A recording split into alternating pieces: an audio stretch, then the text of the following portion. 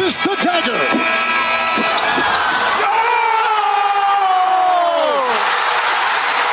Illegal substitution. Too many men on the field. Saskatchewan. Gizmo has a block and the sideline. He has not stepped out. He may go all the way. He needs one block and he'll do it easily. Promise Mess I wouldn't do this. McDavid stops up. What a move. Shoots. Scores!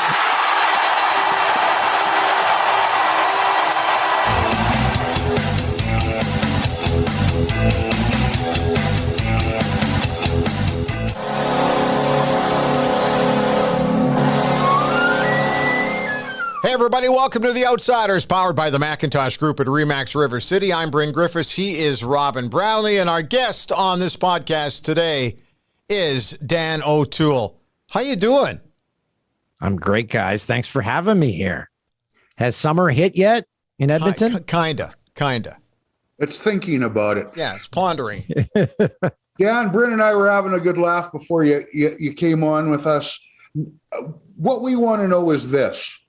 Okay. Now that you've joined us in the We're Going a Different Direction Club, yeah. How are you doing and what are you doing? Well, I'm doing the same as you guys, trying to figure this out as we go, reinventing yourself. I didn't think I'd have to do that at the age of 46, but I don't know if you guys are the same, but I've found it fun. And in a weird way, I've become a better broadcaster because I now have to fill time on my own, because when I worked with Jay, when I wasn't talking, someone else was. Now, when I'm not talking, it's dead air. So yeah, in a weird world, I've become better at a profession that I've been doing since, well, for 20 some odd years. So yeah, I found the positivity in it all. And isn't it amazing that it takes something like this or a life health challenge to help you kind of refocus a little bit, especially as we get into our 40s and 50s?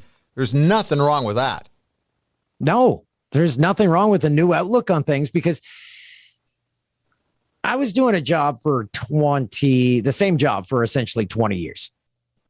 And since I'm not doing it, since I'm not sitting there at work watching and doing highlights every night, I've become a fan of sports again. It's almost like a rebirth, because if you're doing the same thing over and over, you aren't thinking, oh man, I hope this game goes to overtime. You're thinking, I hope this game doesn't go to overtime because I got to stay here later and then wait for post clips. Yeah. Get this game over with.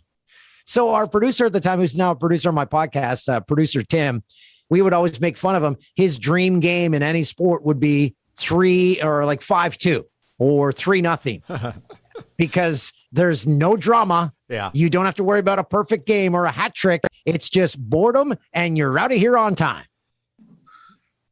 Dan, you're 46 years old now. You're still you're still a relatively young guy. Oh, thanks, Robin. It's true. I mean, hey, I'm 60. I'll take your age over 63 okay. For any time. But, I was 48 years old when the publisher at my paper said, it's not you, it's us. Turn in your card, out you go. And now you're going, holy, you know what? What do I do now? I only knew how to do one thing, and I'm not even a broadcaster. I'm a newspaper guy. So it's an interesting journey since then. Your journey's been a little bit shorter. It hasn't been that long. A lot of people know about the trip down to the U.S. for Fox. The great. I thought you and Jay were great together at TSN. But how much adjustment in this last year or so for you? Because it's a big change. You're still age-wise in mid-career.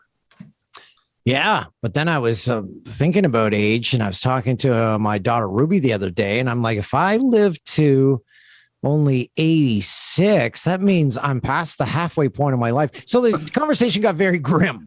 It got very dark, and I'm like, okay, let's change this. But yeah, I had to reinvent myself and figure out what the hell. I was actually told by former bosses, because reaching out to them saying, hey, do you know anyone hiring? He's like, no one's hiring right now. And one of them actually said, Dan, you might be done in the business. And I'm like, oh, okay. So what do I do? Do I sell insurance? I don't know how to do it. I have no serviceable skills. I grew up on a farm, I've worked as a dishwasher, and I worked at a car wash. So I'm like, which one of those skills can I do as a 46-year-old? Because all of them seem like they will hurt my body. So yeah, what I did was, after I got laid off, I also found out there's a difference between being laid off and fired. I didn't know that. Yes, there is. Yeah. So I was laid off because I kept saying I got fired. I did a little thing on Instagram in which I told Canadian companies, because it was right at the start of the pandemic, send me your products and I'll advertise them on my Instagram for free. And then I started making these videos.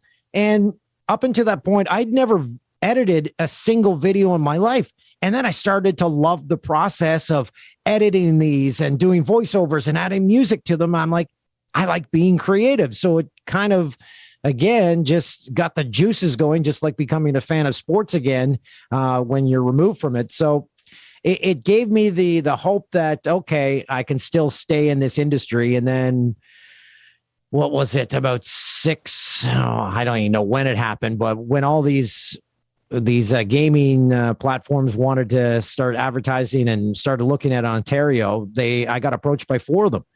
And the one that I went with was one out of the States named Bet Rivers. And they just said, we know what we're doing and we want you to do whatever you want. I'm like, do I have to do I said, do I have to do a podcast in which I just talk about the spreads and the over-unders? They're like, no, you can do whatever you want. And I'm like, okay, sign me up. And I pitched them the idea of doing a show from my basement. They're like, yeah, do it. Go nuts. So that's what got me back into this industry, was just the free reign to do whatever I wanted. And it's essentially an extension of a podcast Jay and I used to do, the Jay and Dan podcast. So this is just a continuation of that in a way. It's kind of like Better Call Saul is a continuation of Breaking Bad. It's an offshoot of that. The only thing is you can say shit on a podcast. You can't say I that beep on the it. network. I beep it anyway, because here's the thing, because I want, in our old podcast, in our old job, we used to love when we go to events and families would come up to us and say, we watch your show every morning, or we listen to your podcast while we're driving around. And I'm like, I want to continue that. I want families to listen to it on the way to the hockey game or whatever. So we beep it out. People say, you don't need to do that. And I'm like, well, I want my mom to listen too. And she might say, Dan, you're swearing too much, but if it's beeped, then I'm okay. Okay, before we start talking about the TSN thing and talking about Jay and talking about Fox, let's go way back a little bit here. We hadn't talked. We had a great conversation last week, by the way. I loved it. I was driving in to work and we talked for about 20 minutes. It was a great catch up because we hadn't talked in about, I don't know, maybe 15 or 20 years. At least. So when I knew you for the very first time, you were at Fort Mac, but where did you go to get to Fort Mac before you went from Fort Mac to Toronto? Can we go back that far? Okay, yeah. I started at Algonquin College in Ottawa. I took radio broadcasting. And then in a couple months into the second year, because we had job boards. This was pre-internet. Well, the internet was there, but we had one computer for the whole class. Yeah. So on the job board, it was a job posting for airborne traffic reporter in Vancouver. So I'm like, okay, that sounds fun. And the interview was in Toronto. So I went to Toronto and I got the job. It was a great negotiation. They were like, so how much do you want to make? I'm like, I don't know, 20,000. They're like, how about less? Anyways, we ended up on $14,000. So they kept saying, no, less. And I had to, so the pilot had to fly the Cessna from Toronto to Vancouver. I had to drive his car out. It was a 1982 Toyota Tercel. No working heat, no working radio, no working speedometer. And I didn't get paid for the trip out there. So anyway, that was my first job. I did 501 flights flying around in a Cessna. And then while at that job, I saw a job posting for Fort McMurray, Alberta, to do the play-by-play for the oil barons. So I sent a resume up there. They hired me.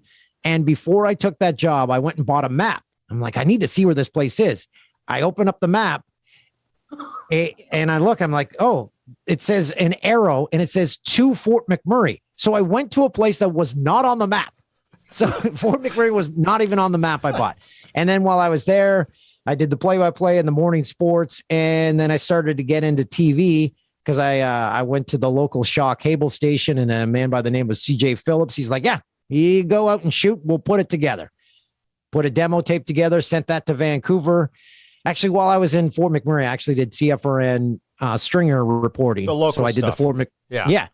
And it was all fluff pieces because I didn't get paid if I didn't give them any stories. And if I was in the story, I got like $150. So I'd do stories on dog washes and like I'd call up our local MLA and I'm like, I got something to talk about. So it was just a lot of makeup stories. Yeah. So I sent that tape to Vancouver and then they said, get a year's experience and we'll hire you. That was at CKVU in Vancouver, which became City TV. So I was there for the launch of City TV. I got my year's experience. They called me a year to the day, went there. And then I was on that job for about 9-10 months when Mark Milliere, my former boss at TSN, one day I went into work and I had a voicemail waiting. And I picked it up. He said, Dan, this is Mark Milliere from TSN. If this is on speakerphone, please take it off. But we'd like to talk to you about a job at TSN. But I had the greatest job ever. I was dating Miss Molson Indy in Vancouver. I was doing the 6 o'clock sports. I'm living in one of the greatest cities in the world. And I'm like, I talked to him. I'm like, nah, I'm good.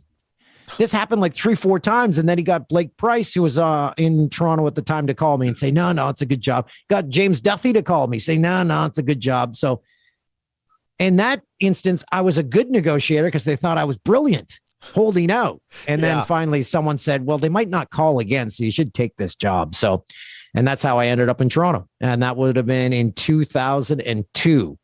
I made the move to Toronto. Now, when you're from Edmonton or Vancouver, not so much Vancouver, when you get that gig in Toronto, I remember guys who've been here who've gone on to do that. Lately, Ryan Rashog is the correspondent here. Yep. I've been doing it for a long time. Dutch from ITV went out there and has had a good career there. It's like, wow, you've made it. Were you a wow, you've made it guy when this finally came around before the reality and the demands of the actual gig itself came into play? I thought you were a wow, you made it guy when you were dating Miss Molson Indy. I was at the time. Yeah. But getting to TSN, you are thinking, okay, I'm on the show that I could never see because growing up on a farm, I never got TSN. And the only time we got to see it was when we went to a hotel. Yeah. And whenever I tuned it on, it was always like a lumberjack challenge. I'm like, what the hell? How am I going to? So I didn't get to see all the anchors and grow up with them. I grew up with Jim Taddy and Mark Hebscher on Sportsline and on Global in Toronto. But yeah, you get there, you get the bright lights and everything. And it's a tremendous experience. I was working weekends, wasn't paired with Jay until 2004. But yeah, you get there. And it's just so iconic with Canadian sports that you're on the flagship network that everyone watches. So it was a very exciting experience at that time. I probably needed it for an ego in which I was blossoming at that time. And now later in life, I'm like, I don't need to be on TV. It doesn't get you better tables at restaurants or anything. Plus all the restaurants I go to is no problem getting into. So at that time, I probably thought it was a great thing. And it was a tremendous experience and a tremendous place to land. With that exposure, do you remember the first few times where you'd go out maybe to a Safeway and you're shopping and somebody comes up to you in the produce section? Do you remember a couple of those first occasions where you started recognizing that, wow, this is kind of crazy? Not really for TSN. The one time I remember, though, the first time I got asked for an autograph or a picture was in Fort McMurray when I was just doing radio up there. And I was like emceeing Stampede Wrestling had come to town. Oh, yeah. So I'm emceeing and this kid, like between matches, he's like, hey, Dan, can I have your autograph? And I was of the mindset, I'm like, oh, he's probably making fun of me. Like, oh, you think you're so big time. Give me your autograph. So I didn't give it to him. But he was actually this poor little kid just because I thought he was making fun of me. I was so in my own head at that time. I'm like, no chance anyone wants my autograph. I'm doing Stampede Wrestling. I'm not even getting paid for this. Do you remember your first autograph? Who you got? Do you remember your very first autograph? Oh, yes. That would have been this man right here, Garth Orge. Really?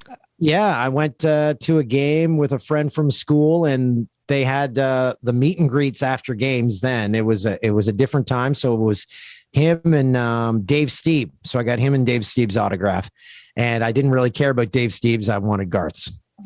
Wild. That explains the picture, because I was checking out your very first Boomsies podcast, Yep. and I saw Garth there, and I thought, okay, that's an odd one. Make note to self, ask about Garth Orge. Here's the reason I loved him. Did somebody think your podcast was called Bubbles? Is that Yes, that's Ian at the store. He thought it was called Bubbles. And if you voice command it into your search on your TV, it comes up boobies. Nice. Well done. But the reason I like Garth was, and I didn't say this because he actually came on the podcast as one of my dream guests, is because he was like all three of us. He wasn't like filled with amazing amount of talent. He had to work his ass off. And I'm like, I could maybe be this guy. I could be Garth Orge. And that's why I looked up to him, because he was just a bare bones talent guy that made it work for 9 or 10 seasons in the big leagues.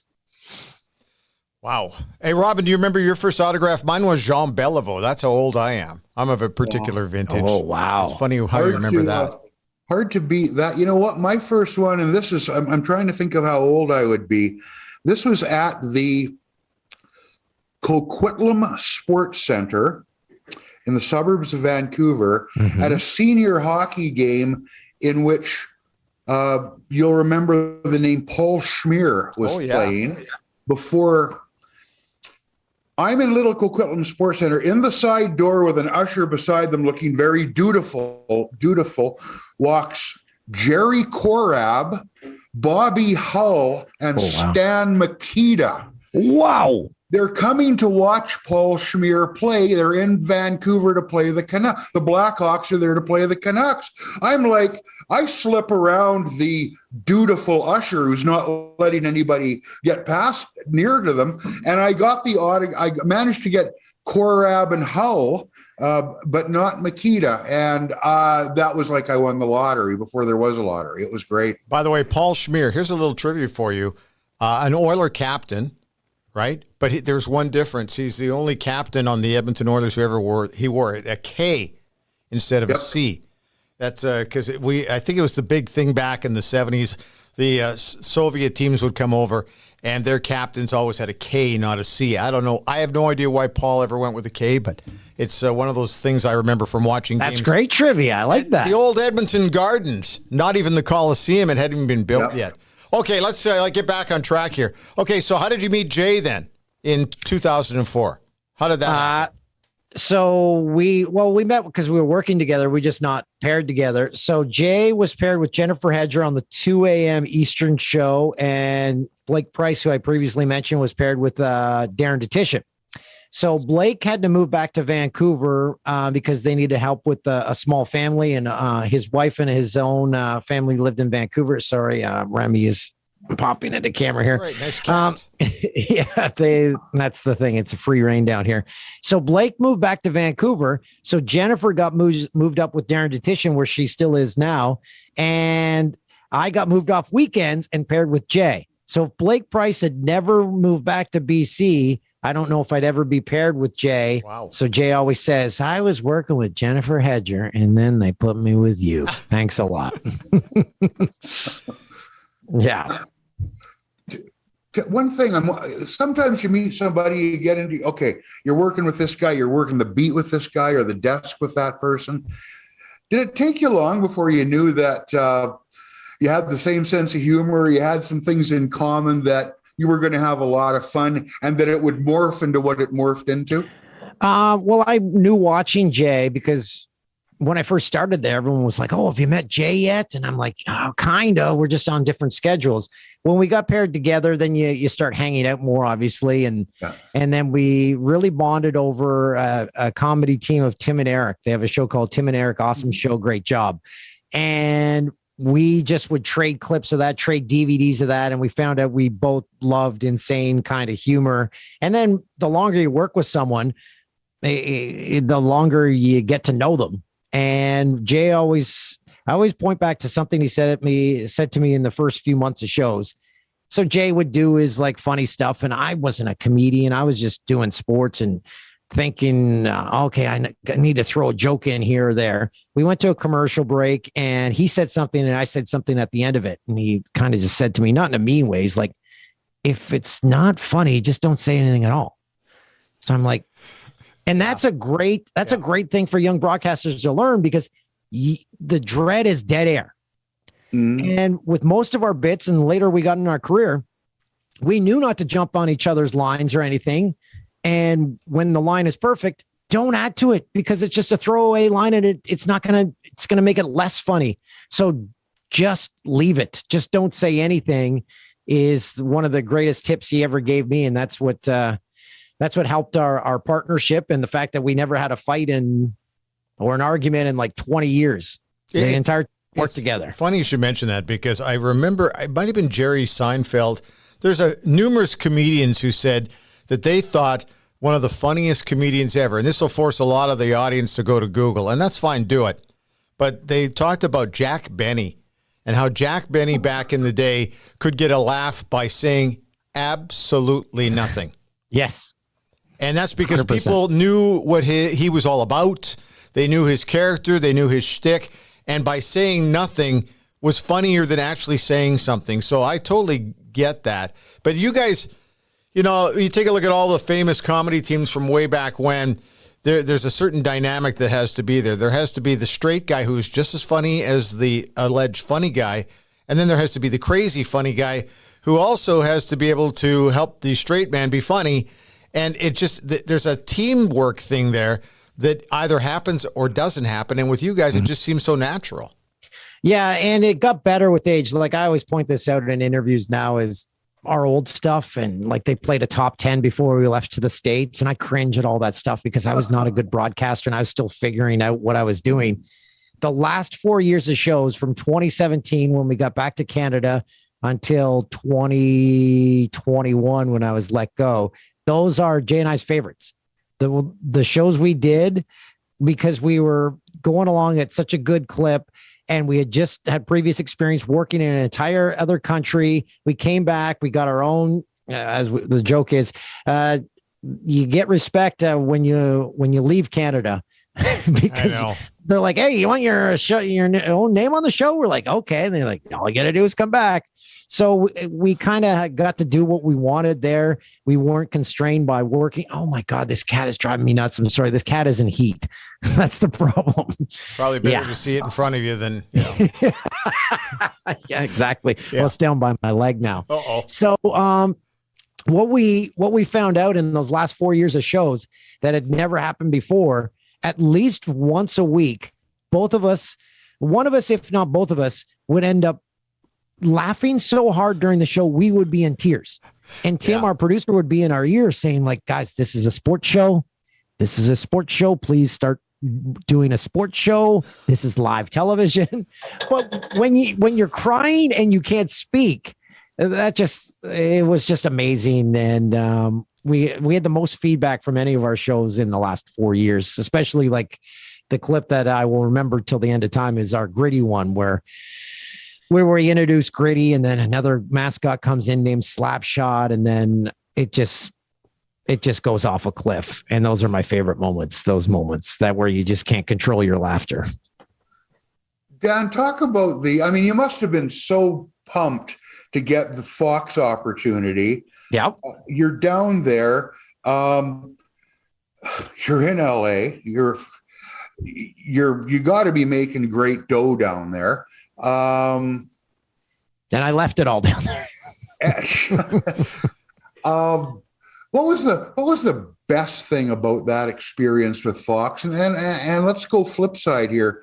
What was the worst thing about it for you? Oh, that's easy. The best thing was working at Fox and working in American television for a conglomerate like that, in which they treated you, if you're on air, if you're off air, they treated you like royalty. Like take, for example, our show, Fox Sports Live. There was 1 million people on air, but off air, we would have 7, 8 crew hands. We would have 7 or 8 camera operators. We've had 2 or 3 audio operators. We had 4 or 5 wardrobe department people. We had 2 makeup people. We had 4 lighting guys. That same show in Canada, you would have 2 camera operators and 1 makeup person. Yeah. So it's just, you don't understand the scale. And I always look at our dressing rooms we had. So we'd show up in flip-flops and shorts and T-shirts. We get to our dressing rooms. Jay and I each had our own.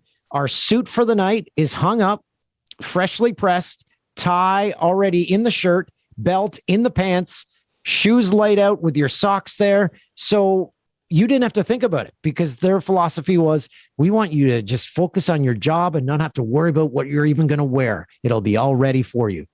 So that was life working in LA was amazing. We drive on to the Fox lot, which is a full on studio lot. They're shooting movies. They're shooting TV shows. There's palm trees.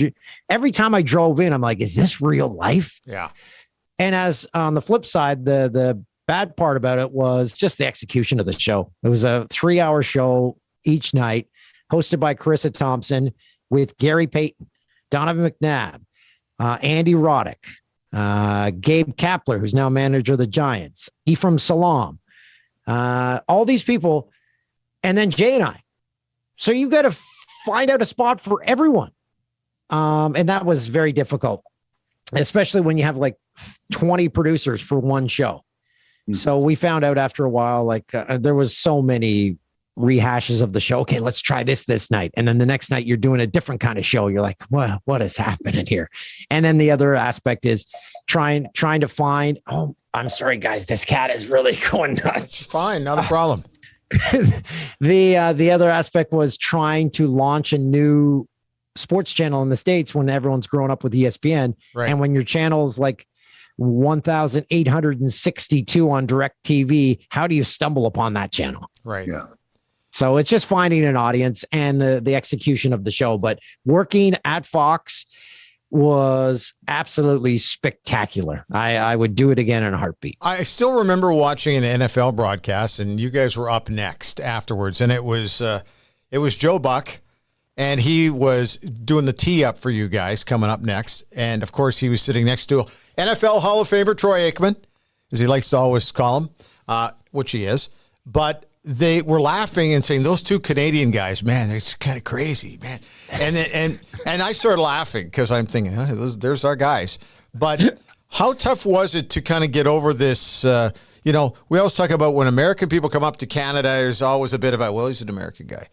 Did you ever have to do that? Well, he's a Canadian guy. Or those 2 Canadian guys are crazy. Like, how did you deal with that? We knew that. We knew that was how they'd always, and we're proud of being Canadian, so we didn't mind that at all. It's just we never got to do the show that we did in Canada. Right. Like I always say, if we got to airdrop our show from Canada down into the States, then it probably, sorry, I'm going off here. It probably would have worked a lot better, but that wasn't possible. So we always knew we'd be the Canadians, and whatever. We didn't mind. We didn't shy away from it. We liked it. And we found out that whenever we brought ketchup chips down there's no in between on ketchup chips when you give them to an American for the first time.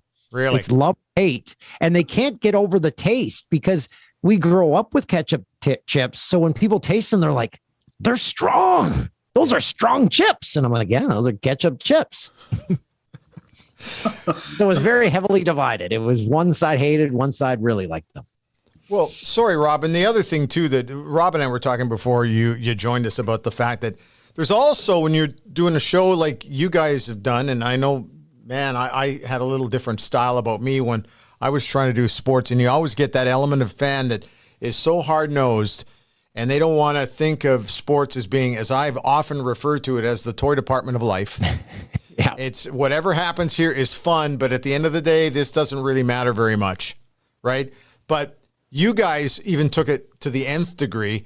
How often and how frustrating was it for you guys to constantly being told, you guys are funny, but just stick to the sports stuff? Because that I always hated hearing that. That always happens. It'll happen till the day we die. And we tell those people, we're like, there's so many options out there. If you just want your highlights in sports, you can find those anywhere. So we're just doing a sports show. that we would want to sit and watch at home with our buddies. And that's what we're doing. And then the other comment they'd say is, you guys try too hard. I'm like, no, you are so wrong. We are not trying at all. The reason we're ad-libbing and stuff is because we've been shooting the shit the whole time before the show. And here we are. So we put as much prep into the show as you did watching it. So that's why we're doing this. This is why we're going off the cuff, because we aren't prepared. So we aren't trying hard. That's what I always wanted to hammer home with people. We are not trying hard. We should try harder. You know, Dan, what I found, and I told Bryn this earlier, I mean, I got to be honest. The first time I recall hearing you guys, I was thinking, I'm not sure if I like that style. I'm not sure if I like these guys. Yep. It didn't take me long, being sort of crotchety and older, and a news, like, you know, I was a typewriter and carbon paper trained J school guy before anybody had a computer. I thought, they got to play it straight. It didn't take very long till I thought, these guys are pretty good. They're not forcing this. It sounds like they're just having fun. And look, all these years later, at what people are trying to do now when they get a choice about what they talk about and how they talk about it on podcasts. You get to say what you want, how you want. That was, in some ways, it was ahead of its time, wasn't it? I'd like to think so. My current bosses, the Bet Rivers guys, they actually used that term last week. They said, we think you guys were ahead of your time and the U.S. wasn't ready for you. And I'm like, well, a few problems went on there, but that's for another day. But it was if you gave it time, we grew on you. If you went in there and said, nope, don't like these guys. But if you gave it time, it would grow on you, I find, and our jokes would land because you're part of an inside community. There's inside jokes, and we pull back the curtain on broadcasting and let you see the behind the scenes and tell you what was going on when stuff screwed up. We would point out the flaws in the show, and that's what people enjoyed. Was this isn't going to be a perfect show. We'd have to tell our producer that. We're like, just let it be raw, let mistakes happen. And eventually they listened to us and let us do the kind of version we wanted. And we appreciate people that did give us some time to let us grow into them, and other people that would watch out of just hating us. So I'm if they're watching, it still works, right? It's still a number. Yeah. So with that, we had a lot of those people too, just tuning in to be mad at us. Hey, I've often heard this, when you make more money, you get into more trouble. How tough was it for you? All of a sudden you go salary-wise from here to way up here. You found trouble. Everybody does. How'd you handle all that? Well, I got into casual drinking, into serious drinking. And then my wife and I, at the time, we divorced. So when you're single and not even looking to mingle, is just no one's counting your drinks and you're in LA. Yeah. Oh boy. Yeah. So that just was a recipe for disaster. And I went pedal to the metal.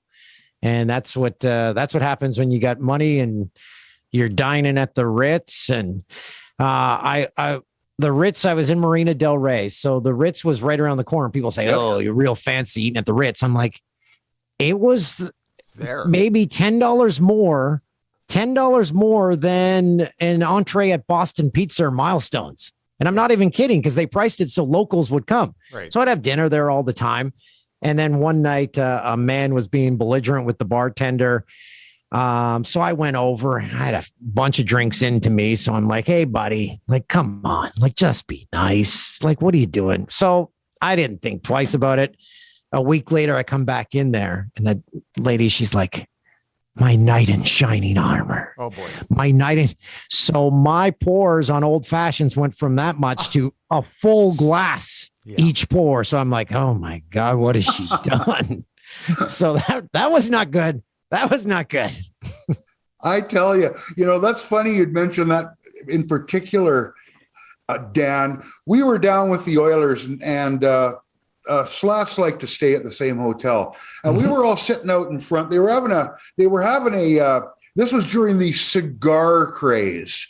And they were having a big inside thing where you had to meet. And a couple of us were sitting out front. I think I was sitting with Ronnie Lowe and a couple of players.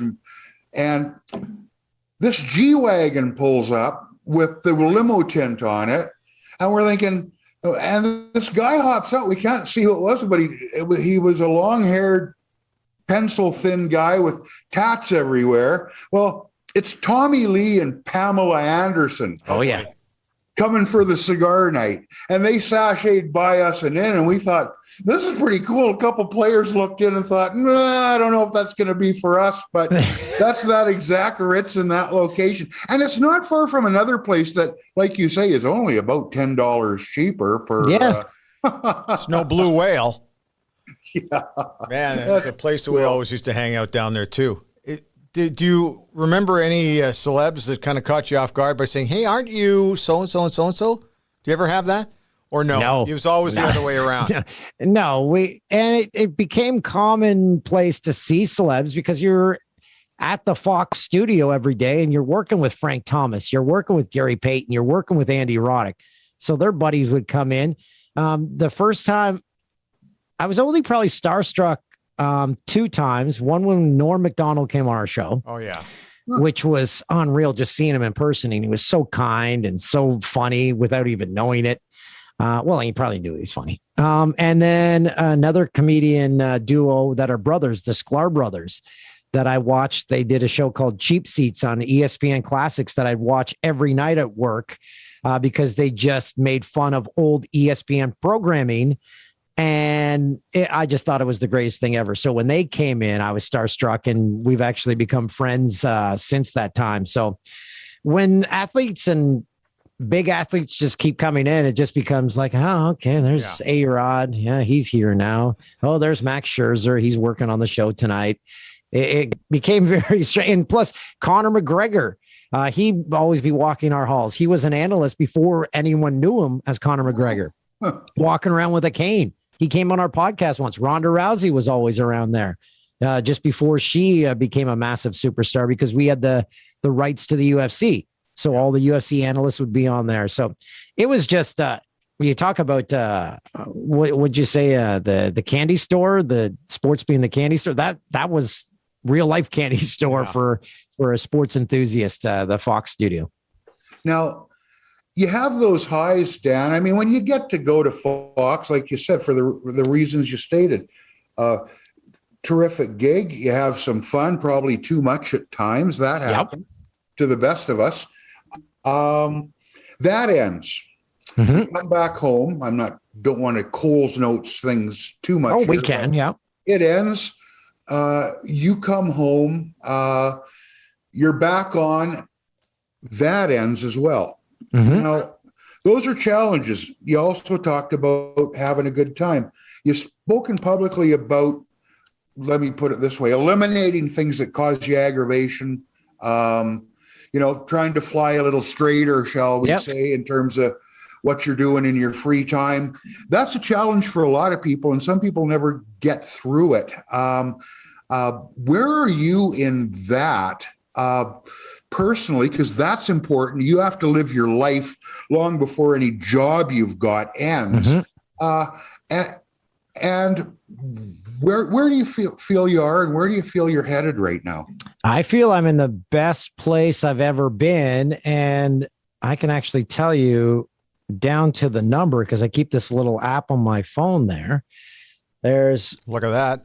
It keeps a little calculator. So 1 year, 2 months, and 16 days, stone cold sober. And it's the best decision I ever did in my life because I was laid off on a Wednesday, and that was Wednesday of Super Bowl week. So come Super Bowl Sunday, it was into the 10th gear of where the consumption of booze and weed was. And friends and family were very wise. They didn't say like, okay, you need to stop. They just, I just thought there was a party everywhere I went, and there was a party in my house, but people were just here to keep an eye on me. But I was so drunk and stoned. I was like, all right, there's a party here. Jay came out one day. He's like, I'm like, this is great. Jay's here. but they were just keeping me close and keeping an eye on me. And then, so I woke up on that Monday after the Super Bowl and I'm like, I need help, because I was staring at, for the first time in my adult life, not going into work at night. For 20 years, I had work to go to. So I wouldn't get home till 2 a.m. So I'm like, okay, if my kids aren't here and I have no drink and I'm already having like a bottle and a half of wine or two when I get home from work, what am I going to do if I'm nothing to distract me? Yeah. So that's where I'm like, okay, this needs to end. And then I went into a rehab facility the next day, and that was on February 9th of 2021. So it's just admitting that you need to stop it. Yeah. Because some people, if they don't cut it right out, you'll say, oh, I didn't drink for 2 weeks. I get to reward myself. Then they'll go on a weekend bender. And then but it's just cutting out the weed and alcohol, which I found out have great marketing departments, because every movie or every commercial, they're like, oh, have a drink, relax, have a joint, relax. When those things provided 99% of my anxiety, eliminate those and you actually live in the moment. And little things like they add to anger and getting mad at things. Little things don't derail me now. And I just actually am in the moment and pay attention and go to dinners and take part in conversations instead of just trying to flag down a waitress to get or a waiter to get the next glass of wine. So it's the greatest thing I ever did in my life, I think. And you should be applauded for it. It's tough decision to make that step, boy. So it is full marks to you. So now you've bounced back. So, okay. So let's talk about what you're doing right now. Let's talk first about the podcast you're doing. Let's get into that. The Boomsies, that sign was dropped off on my front door. A gentleman who's got a woodworking shop. He's like, hey, Dan, send me your logo. I want to try out something. You got this new machine. Yeah. Drops it off the next day on my doorstep. So it's called Boomsies. The reason being, one of our producers in LA, Sean Keegan, whenever something big would happen on our show, like a dunk or a big tackle or something, you say, oh, that's a Boomsies. Boomsies. So we started using it during our show, and I'm like, it's a perfect word because it's kind of like an exclamation point. So I'm like, let's name it Boomsies. It's easy to remember, and I like saying it. So we started that and do it once a week. Get whoever I feel like talking to at the time, and just pretty much shoot the shit and talk about what's on my mind. Some people have described what Bryn and I do as sort of just, it's like having a conversation. It's like sitting down for a Bailey's, pardon. Yeah. By the way, I found Bailey's. I always love Bailey's and coffee. Give me massive acid reflux near the end. Yeah. I don't know what they have in it. 50, buddy. Yeah. So but you sit down and we like that because Bryn always is morning show, anchoring the day for everybody. And I spent 9 years with Gregor on the afternoon show. So we never worked together. Well, this would be fun. Why don't we try it? We're two old guys. We've both been shown the door. Get the hell out of here. We don't want you around anymore. Why don't we do this? And we just do what we do the way we want to do it. There's no shtick here. It sounds to me like part of what you like about what you're doing now is the same thing. You just talk about what you want to talk about and talk about it the way you want to talk about it. What better deal is there than that? And no restraints. Not that I go out of my way to bash like sponsors or anything, but if we'd say something on our old show, they'd be like, you can't say that. They're involved with Hockey Canada and we're involved with Hockey Canada. You can't say that. They're part of the broadcast and we do the Sens games. And I'm like, what the hell? I just want to just be able to talk and say whatever I want. If I see a rink board or something, I don't know. So it's great having no restrictions at all on what I can or can't talk about. And there's no sponsors that need to be appeased because we just have one and they're a gambling outfit. And I've already had some people raising the concern. They're like, okay, so you battled addictions. Now you're presenting this gambling app. Well, what about that? That's a gambling addiction. So I actually get in conversations with these people. I'm like, okay, so let's take them out. Who can I get to advertise then? Okay, do I get a fast food company? Well, that's obesity. I can't get any booze or alcohol. I can't get cigarettes. Who do you get to advertise? Because then you're kind of limited. If you can't get fast food, you can't get gambling, you can't get weed, you can't get anything like that. So everything is kind of an addiction when it boils down to it. And then I point out on our old show, if you watch the commercials, all it was booze and fast food. And every team is powered by booze money. Yeah. So I don't know. What do you say? Nope, can't take that because it's booze. Can't take that because it's gambling. Can't take that because it's fast food. Then what are you left with? Well, I keep telling people you have to have a passion for what you're talking about if you're doing a podcast. And you have to make a podcast that you love doing and that you're happy to do. And Yes. I'm just starting to sense from what you're doing now that your heart is in the right place again. And your focus sounds really solid as far as I'm concerned. And at the end of it, if you say, I really enjoyed doing that today, you win. And you know who else wins? Yeah. Everybody who downloads your podcast. And you know what I found out before when I said we didn't put any effort into our old show? I found because I have to do all the talking, I put more effort into this show than I ever did in my old job because my name's on it and it's me filling all the time. So it's to try and make it entertaining. And I just wanted people to take an hour out of their day where just they can take their mind off their problems. And they're like, shit, he used to be on TV and the same shit happens to him. Okay. Yeah. So life isn't so bad. Shit happens to everyone. Well, and I don't mean to sound like grandpa on the porch giving advice here, but I'd like advice. But down what I found is pretty straightforward, especially in today with social media. There's some people who, I guess it makes their day to be against something, to be upset about something, to be outraged by something. To me, if you're true to yourself and those values aren't way off in left field somewhere, that's the way to go. Be true to yourself, be honest, be able to look people in the eye if they have a problem with it, because you're not going to please the vocal minority out there. Right. If you try to do Well, and people say ignore the haters, and then other people point out, they're like, well, people do that because they're hurting so much inside that they want to try to make someone else hurt. And then I'm like, then I feel bad for them. Like, I want to help this person. Like, why do you have so much anger? As I say to them, if I disliked an actor or an athlete or someone, I would never in a million years think of finding them online or finding something they've worked on to tell them I didn't like it. Why spread that into the world when you can watch and say, well, that's not my cup of tea. I'm going to go watch something else. Instead of, I'm going to tell him I don't like this show at all. Yeah. Okay. It's funny. Something happened to me on the drive in today. So here's a family mandate on our vehicle at this time of year. It's called an Oiler car flag, right? Yeah. So now they're into the postseason. Hasn't started yet, but they're in.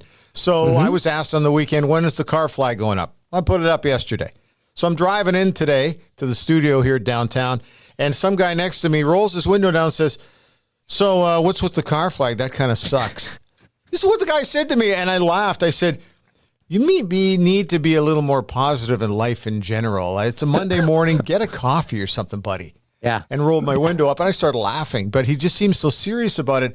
One of the things you're going to love about this podcast for you is that the only people who are going to listen to you are people that want to listen to you. Yes. And they're having fun with what you're doing. Like the comments we get from even our guests is, you guys just sound like you're sitting around with a coffee or a beer or whatever, and you're shooting the shit, talking about sports and talking about people that I've known who cover sports and athletes. Isn't that what we really, at the end of the day, really want to do? There's no reason to be so critical about what other people do. 1,000%. Couldn't agree more. You know, why the fuck do you have the flag on your car? I'm kidding. You know, what's the deal with the flag, Bryn? Support your city is. I get it, and I love the fact that the guys want that. It's a fun thing. Hey, but before we let you go, you're watching what's going on in sports these days. Is there anything? It was tough losing. I have a picture of Guy Lafleur up here. Oh, and my goodness. losing the Flower and Mike Bossy here in the last week and a half. That's pretty tough for a lot of us. Oh, I actually become good friends with Chris Nyland over the past year and a half, and he and I did a little thing during the Habs Stanley Cup run. We did an Instagram live thing, and we came very close. And I talked to him, I believe it was the night after that Guy passed, and Chris was taking it pretty hard, and just hearing his raw emotion and talking about what a great human Guy was.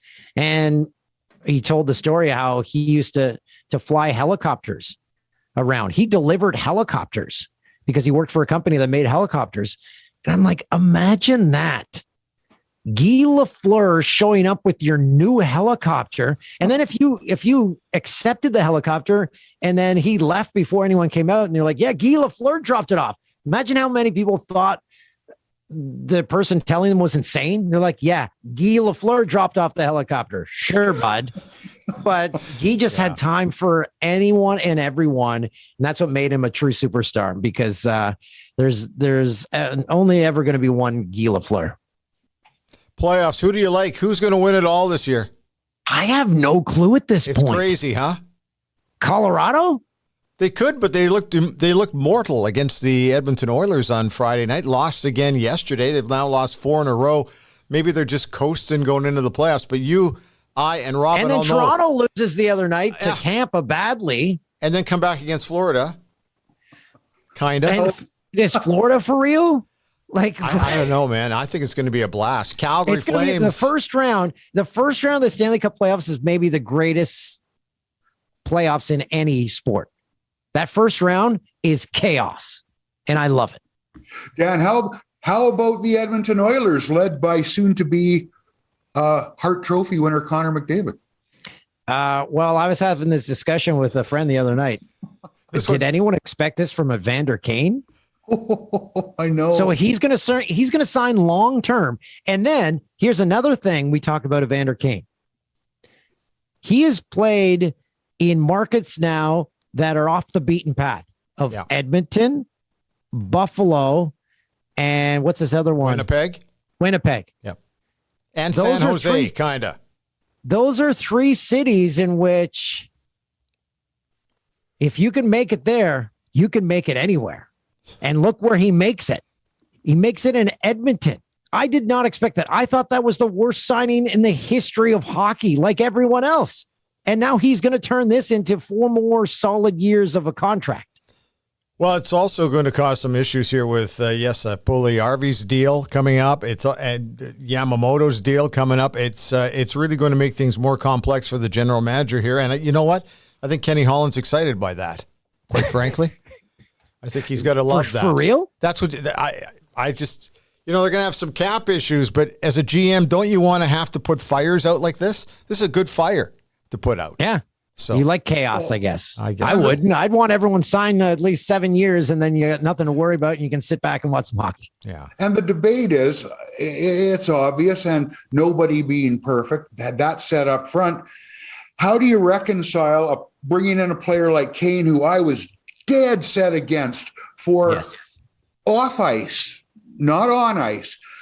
Is he a terrific player? Absolutely. But I just said, oh, man, does that room come apart? Is he a problem? He always seems to be a problem. Not every rap he gets is legit, but there's so many of them. Some of them have to be. Don't bring this guy in and screw things up. What does he do? So far, it sounds like he's flying straight. He's playing great. So if you're the GM, how do you reconcile that? Do I try and move things around to keep Evander Kane here and piss off half of my fans who think he's a bad guy, you shouldn't have signed him in the first place?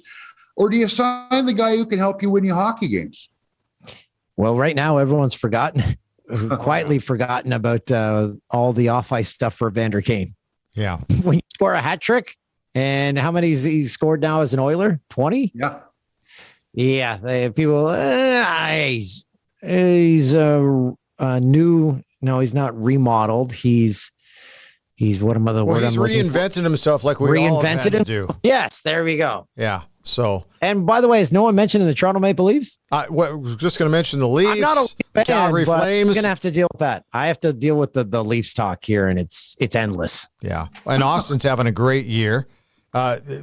Robin has brought this up now over the last 4 weeks, and that's the Hart Trophy nominees, because it's like there's a list of 10 of them, not 3 of them anymore. Yeah. There's 10 guys, and I wouldn't have a problem with any 10 of them, but it's starting like here as we go into the last week of eligibility. And Evander Kane is on that list. You putting him on that list.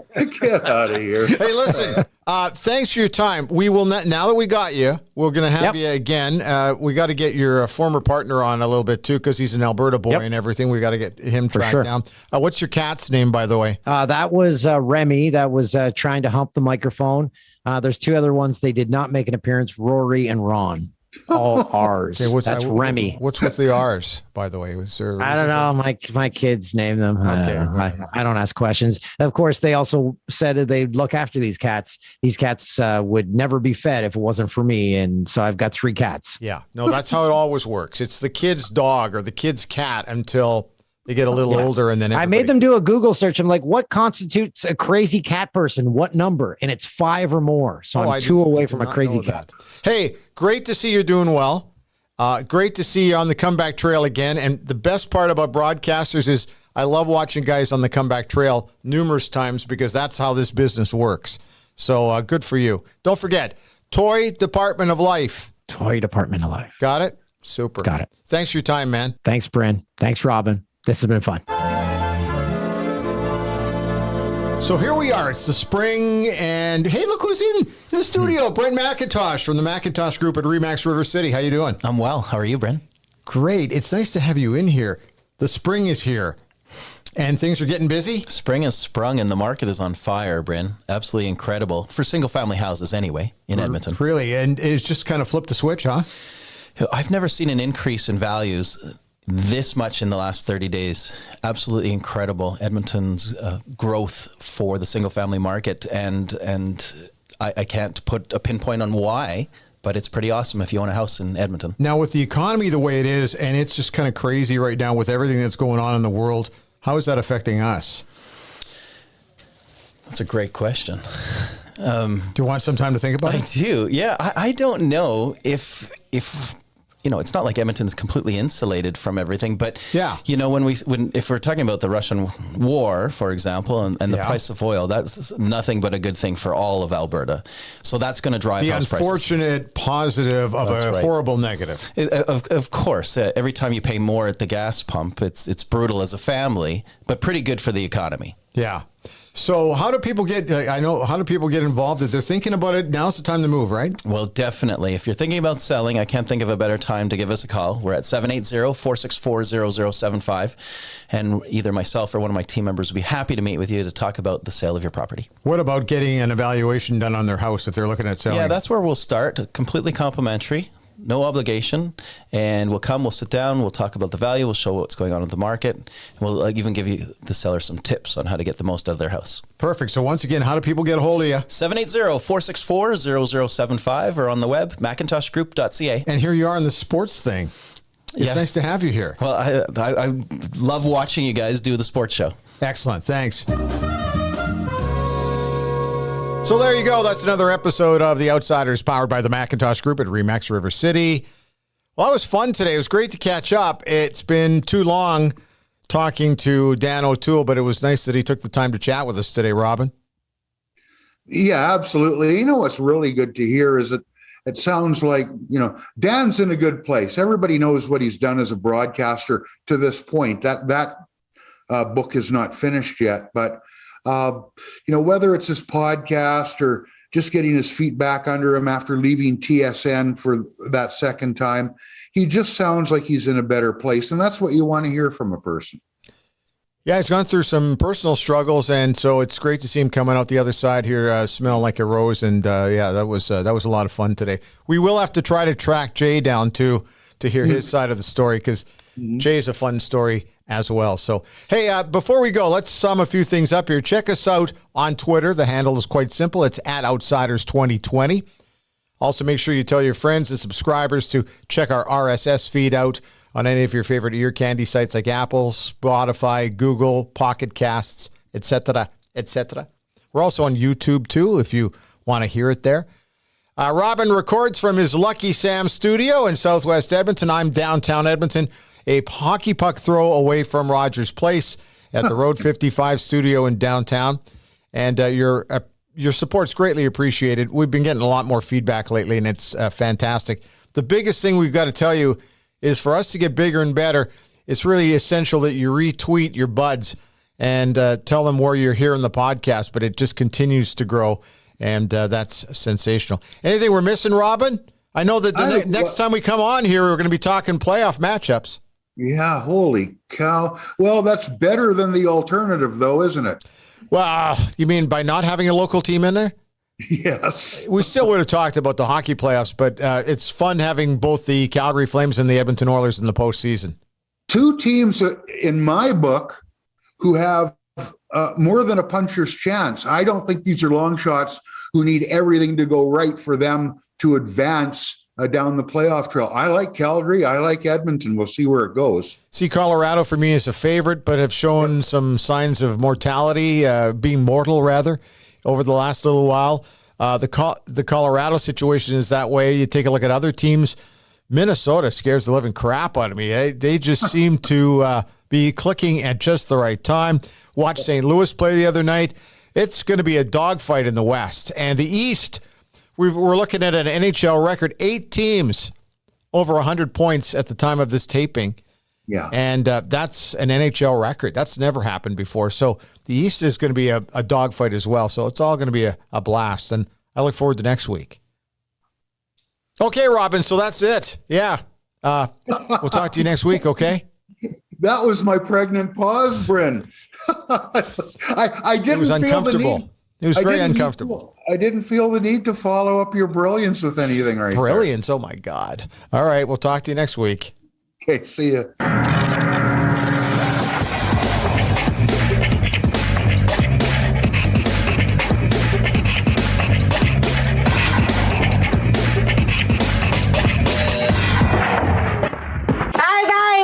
Have fun storming the castle. Road 55.